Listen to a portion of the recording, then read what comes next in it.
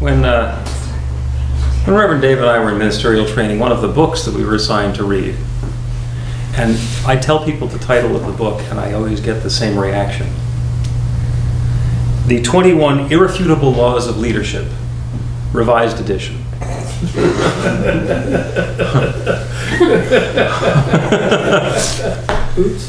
It's a real book. It's John C. Maxwell. He's like the real deal when it comes to leadership. But so he wrote the 21 Irrefutable Laws of Leadership, and you'd think that being irrefutable, that'd be the end of it. But it turns out that he learned some more stuff in the years that followed, and the changed version, the revised version, wasn't so much things that were no longer true, but his scope had increased. He'd heard from a lot of people internationally because there were issues that came up in other countries that didn't apply here.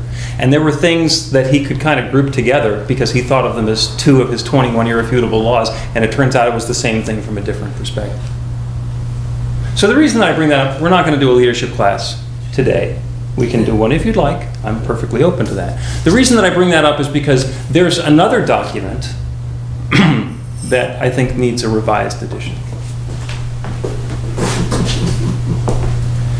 So I was thinking a while back about the 10 Commandments. And first of all, raise your hand if you know all 10 Commandments. Jesus is going to raise his hand. In order? Yeah, in order, people are going, I don't know, there's a couple of them that don't seem to make any sense, like think about the Sabbath. And who does that anymore? We don't even have blue laws. And, what, the Eagles, we're going to know? No Eagles game? Because we're going to respect the Sabbath? And it's really easy to just discard it because, that doesn't apply in modern life anymore, let's move on. So there's the people who are living in the past who are saying, that they want to put the 10 Commandments in the courthouse as though we're going to live by those, and other people who are resisting that, and then other people, who are saying, let's come up with something new, including ourselves. This is a new thought. We're about having a new idea. So when I went back and I looked at the 10 Commandments, because as soon as I say, well, that doesn't really apply anymore, it's time to dive in and say, well, maybe it does apply. Maybe there's something new that I can learn from that. So today is the 10 Commandments, Revised Edition. And one of the things that I have dealt with throughout my life, my careers, and I'm on the 9th one in different industries, is a certain reputation for arrogance.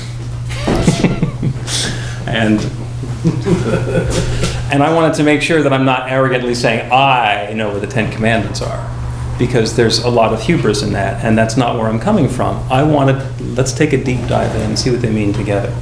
So I have a copy of the 10 Commandments here, and I checked with Jesus because he's our Bible scholar, and I said, where in the Bible are the 10 Commandments? And they are? Exodus 20 and Deuteronomy 5. Yep, so we're going to read the one from Deuteronomy 5. And would you like to come read it, or somebody else? Anybody? Because otherwise I will.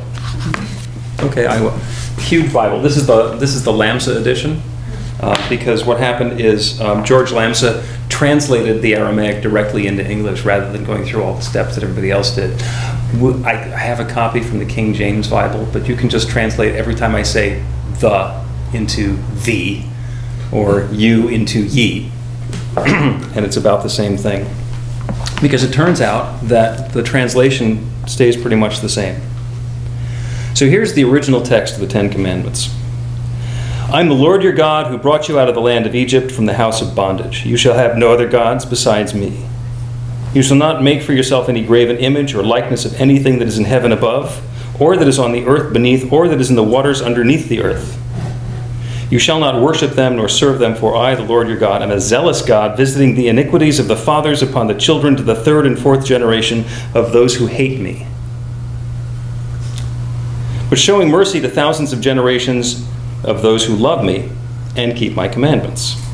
You shall not take an oath by the name of the Lord your God in vain, for the Lord will not hold him guiltless who takes an oath by his name in vain. Keep the Sabbath day and sanctify it as the Lord your God has commanded you. 6 days you shall labor and do all your work, but the 7th day is the Sabbath to the Lord your God. In it you shall not do any work, you, nor your son, nor your daughter, nor your manservant, nor your maidservant, nor your ox, nor your ass, nor any of your cattle, nor the sojourner that is in your towns, that your manservant and your maidservant may rest as well as you. And remember that you were a servant in the land of Egypt, and that the Lord your God brought you out thence by a mighty hand and by a stretched out arm. Therefore the Lord your God has commanded you to keep the Sabbath day. Seems pretty serious. He goes on for a long time about that. Honor your father and mother as the Lord your God has commanded you, that your days may be prolonged and that it may go well with you in the land which your Lord your God gives you. You shall not kill. You shall not commit adultery. You shall not steal. You shall not bear false witness against your neighbor. You shall not covet your neighbor's wife, neither shall you covet your neighbor's house, nor his field, nor his vineyard, nor his manservant, nor his maidservant, nor his ox, nor his ass, nor anything that is your neighbor's.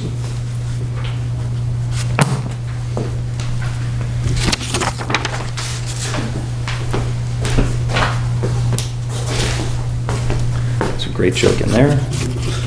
Not going to do it.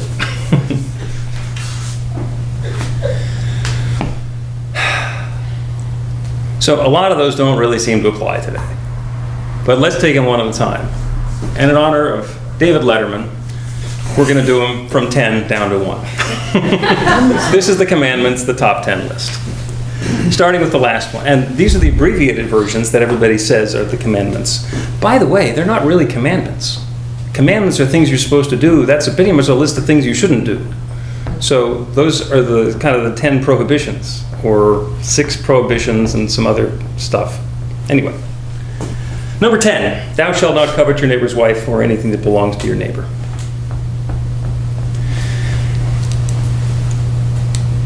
We've been around. We know what happens when somebody covets his neighbor's wife. It's not the coveting that's so much the problem.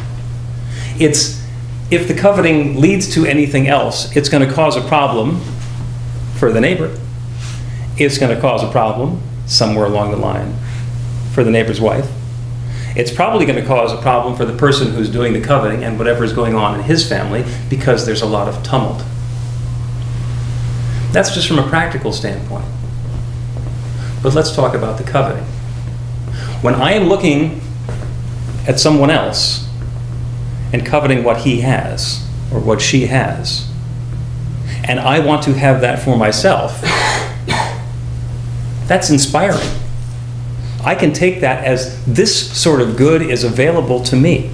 I can have a wonderful relationship. I can have a wonderful wife just like that. When I'm coveting my neighbor's wife, I want what he has, instead of wanting something as good for me as what he has. So hidden in the coveting is that belief in scarcity, that there's not enough to go around, that if that person has it, it means that I can't have it. It's a belief in limitation, and that's where the problem is coming from. When we believe that our good is limited, when we believe that because somebody else has something good, it means that we can't have it, and that if I want it, I have to take it from them, and they have to not have it in order for it to be okay for me, that's a problem. So maybe thou shalt not covet thy neighbor's wife or thy neighbor's things means be at peace with what you have. Number 9, thou shalt not bear false witness against your neighbor. Thou shalt not bear false witness against your neighbor. Okay, so your neighbor is somebody who's near you, somebody around you, somebody who's not you. Bearing false witness.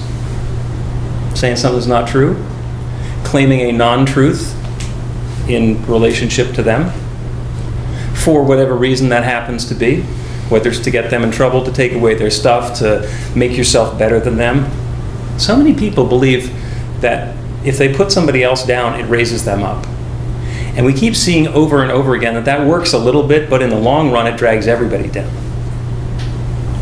So the idea instead is, if there's a way for me to uplift myself without putting somebody else down, without bearing false witness against somebody else, then that's probably going to be a good thing. And it turns out that if you read through some other parts of the Bible, instead of the thou shalt not, it comes up with the actual commandment, what it means, what we are instructed and inspired to do instead. And it's from Mark chapter 12, verse 31. Love thy neighbor as thyself. Yeah, that 9th commandment is the golden rule. Instead of bearing false witness against somebody, against my neighbor, I will love my neighbor to the same extent that I love myself. I'm going to stand in the truth on behalf of all of us and allow us all to grow and be uplifted. Number 8, thou shalt not steal. That one's actually pretty easy, isn't it? Why? I mean, we teach kids before they even get into kindergarten why you shouldn't take other people's stuff. Thou shalt not steal. And we teach them a whole bunch of other things too. Things that the way that we interact with people, the way that we treat other people's property, the way that we engage with the world around us. Because there's all of this good surrounding us, and it's all available, and it's all accessible, and it's all there for us to accept. Only some of it isn't really ours to accept, some of it is somebody else's to accept, and when we take something that's theirs because we want it, that's stealing. So there's a fine line in there about being open to my good and stealing. If I find $1 lying on the sidewalk, I can pick it up and I can be in the flow of prosperity. Read what it says, in God we trust, and know that I am in the flow of God's infinite prosperity. And if somebody else's wallet is sitting on the same counter or on the ground, and they just put it down there, I'm not supposed to go and take that. That's not okay. So we know the difference, right? Nobody at this point needs to tell us which is which. So that whole commandment about not stealing is about honoring the standards and the laws and the covenants that we have as a society.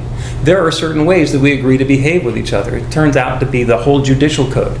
There's a whole bunch of ways where we want to codify that. We want to actually tell everybody, here are the rules that we are agreeing to abide by. And they have changed over time, by the way. You go back into the Bible, it tells you how you should treat your slaves. We're kind of past the point where we think that's okay at all. So we really don't need the rules about how to treat our slaves. Back when people had slaves, it was kind of important to have the rules because it could get ugly. So thou shalt not steal means to be aware of the society that we're living in and live in harmony with the society. Thou shalt not commit adultery. You bring this up in a group of New Thought people and they start trying to define adultery. And it's entertaining. And it's like the definition of pornography. It's like, it's hard to define, but I know it when I see it. And that was a Supreme Court justice, that wasn't me. And the same thing with adultery. Because there's all kinds of behavior between consenting adults that's perfectly okay. And it changes over time with who's doing what and who's, with who and how that happens to be. But if we're looking at it and we know that it's adultery, it's me coveting my neighbor's wife and then doing something with my neighbor's wife. I know what it is. And she knows what it is. And he knows what it is. And the damage that gets done emotionally, spiritually, mentally, socially, for everybody who gets involved in a situation like that, those are the challenging situations in life. Those are the things that are bringing up a lot of anguish for people, a lot of pain for those situations. So, thou shalt not commit adultery is all about living in integrity.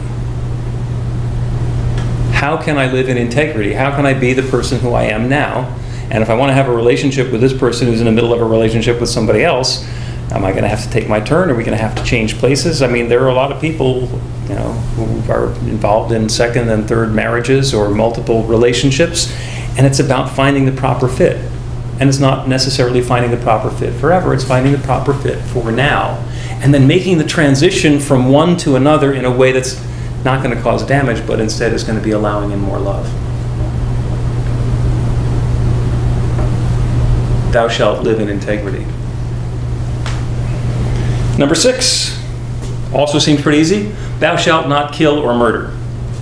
And Sometimes in the Bible it gets translated as kill, and sometimes it gets translated as murder, and then there's always the asterisk that comes after it, that except in a war, or except if you're defending yourself, or except if this or that or other happens to be happening, in which case it's justified, which is on the one hand absolutely true, and on the other hand, that's not a commandment.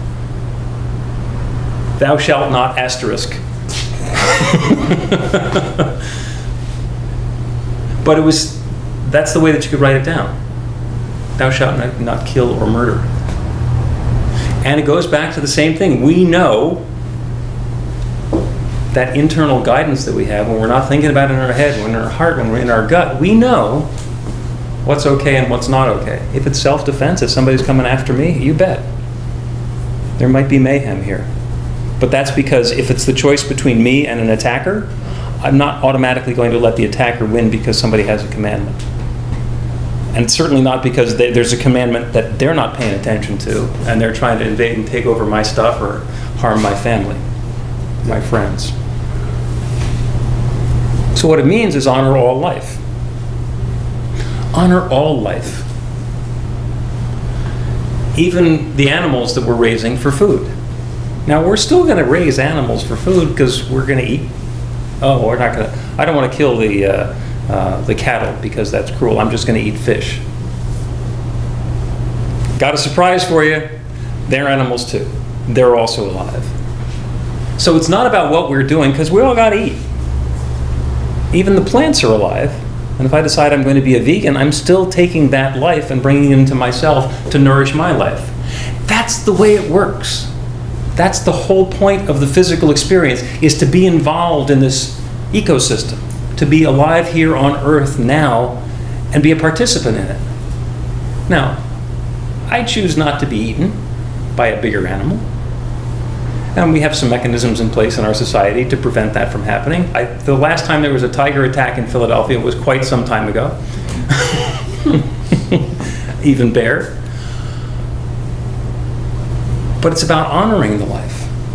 And there's so many Aboriginal and Native American processes where when they went out and then they're hunting, they're grateful to the animal for giving its life to support the tribe, to support the family. They're not doing it for fun, and they're not doing it for excess, and they're not doing it for profit. They're doing it because that's how they're living. And we can take a clue from that. Thou shalt honor all life. As a parent, I really love number 5. Honor thy father and thy mother. Raise your hand if you ever heard of a story of a mother or father who really didn't deserve to be honored. Yeah, I've heard some of those. So is it about your father or your mother? I mean, this is like one line is what it makes it into in the list. Honor thy father and thy mother. But it was all about the things that are going to happen if you don't. And what will be visited upon you if you don't honor your father and your mother. Because if you do it properly, then it's going to be uplifting, and if you do it improperly, if you don't do it, then it's going to lead to grief for many, many generations. Honor thy father and thy mother. That's where we're coming from. That's our source. That's our origin. We are the result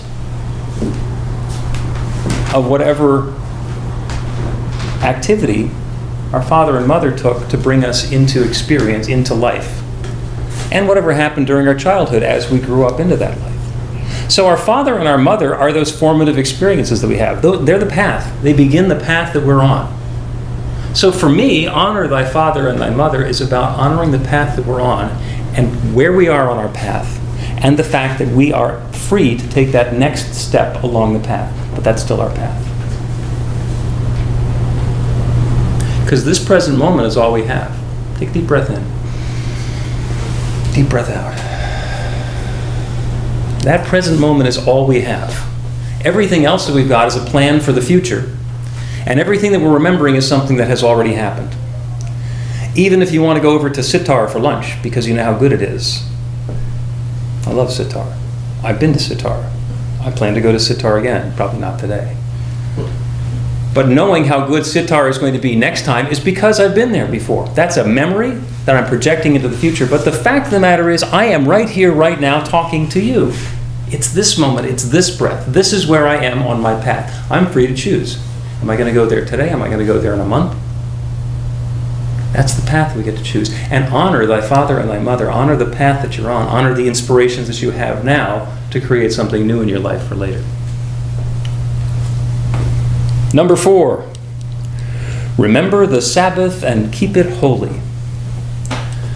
You really got to squint for this one, right? Because the Sabbath, we've always been taught, is Sunday. Except this came out of Deuteronomy, which was Judaism, in which case the Sabbath was Saturday. So we want to keep Saturday holy, or Sunday holy, or if you're in a different faith tradition, maybe there's a different day that you want to keep holy. And there are 6 days of activity and 1 day of rest. But wait a second.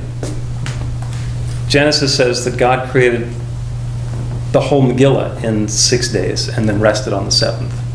Well, if those are the length of days that I'm dealing with, I have a lot of flexibility. Maybe it means something different. Is the Sabbath about saying, oh, I'm not going to go to an Eagles game because it's on the Sabbath? Does it mean, no, I'm not going to take telephone calls, I refuse to do this or that or the other thing? Maybe. And people who believe that are perfectly okay believing that. Everyone is willing, is completely at choice for how they're going to interpret this. But for us, instead of saying, oh, it's, the Sabbath, it's Sunday, I'm not taking a day off, I'm going to keep at it. To me, what keeping the Sabbath holy is about, the Sabbath is our spiritual day. It says, take time off for God. And a reminder, this is new thought. We believe that everything is God. Everything, everyone, everywhere, every moment, every activity, every breath is God showing up in a new way. So how can I possibly take time off for God? If everything is God, I can't take time off for God. Okay, what does that mean then? When I take time off for God, it means I'm not doing something else too. I'm going to just take that time and focus on my spiritual nature. I'm going to do my spiritual practice. I'm going to turn my attention away from the stuff, from the activities, from my to-do list, which seems to roll out like the Dead Sea Scrolls. And instead of being engaged in stuff, I'm going to go within. I'm going to go sit in meditation for a while. I'm going to do the prayer work. I'm going to turn my attention away from the world around me, as Emma Curtis Hopkins says, to take the high watch. To look at this from that higher perspective, to know that God's love is unfolding through everything that I'm doing. That's what the Sabbath is about. It's an inside job. It's not about something on the calendar. It's not something that you're going to be scheduling. In the 10 Commandments, it says 1/7 of your time should be spent doing that. Go for it. Not getting 1/7 of your time? Try a 10th. Try a 20th. Try 1%. If you're doing 10 minutes a day, great. If you're only doing 5 minutes a day, that's great. And if you're inspired to move to 10, that's wonderful. If you get in 1 meditation a week because you're coming down to New Thought Philadelphia and you're sitting here during the meditation, that's great. That's your Sabbath. Take some time to pay attention just to the spiritual truth of the love that you are. Number 3, do not take the name of the Lord in vain.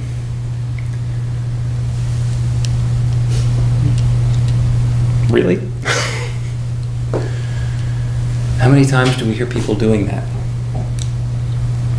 Saying Jesus or God or whatever it is as an exasperated exclamation rather than raising up that voice or that intention. Because that happens all the time. But there's another great teacher who has his own take on not taking the name of the Lord in vain. That's Don Miguel Ruiz, who wrote the 4 Agreements. And the first agreement is be impeccable with your word. Do not take the name of the Lord in vain is, what it's really all about is not claiming something is God's when it's not God's. As God is my witness, you need to give me your car. It's like, that doesn't necessarily connect. That's taking the name of the Lord in vain, claiming something on behalf of the infinite that's not the infinite, that's my ego. What Don Miguel is talking about is being impeccable with our word, speaking the truth, and only the truth as we understand it as fully and deeply as possible. That's probably not how most people interpret "do not take the name of the Lord in vain." Number 2 and number 1 actually fit together nicely, so I'm going to close with those two. Number 1 is, "I am the Lord your God." That's not a commandment. That's an introduction. Number 2 is, "Thou shalt bring no false idols before me." Well, to tie that back together into New Thought terms, we begin every practical prayer with the recognition statement. We recognize that there is one power and presence, one infinite source of everything, everywhere, everyone. It is the Creator, it is the source, it is God, it is nature, it is Allah, it is Mother, Father, God. So the first and second commandments are about remembering that truth. Because the second step in the prayer is, I am part of that. Because that's all there is, and I'm part of what is. That must be what I am too. And "thou shalt bring no false idols before me" is about remembering that. There is only God. God is everything. God is everywhere. God is everyone. And so am I. Have to be. And so are you. You have to be. And everything your life is about has to be that infinite God love unfolding. It's got to be. Partly because I said it, but partly because it's in the 10 Commandments. So please remember the truth of the love that you are. Breathe it in. Breathe it out. And as you walk your path, remember that we can take guidance from all of the brand new stuff that we're coming up with and all of the stuff that's been around for thousands of years. Your blessing. Thank you.